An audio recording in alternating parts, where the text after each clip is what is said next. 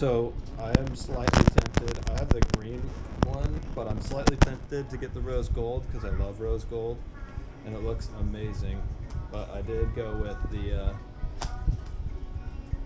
green one, and I bought this super cheap case off Amazon that I don't like because it has this big void right here and isn't really dust proof. So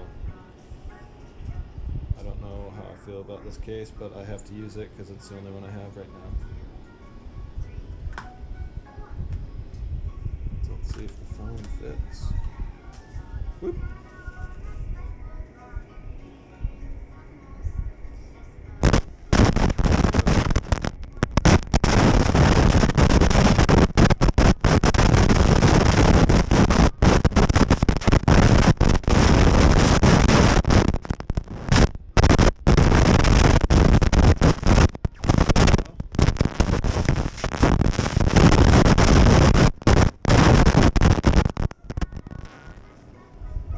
And voila. It actually is pretty nice.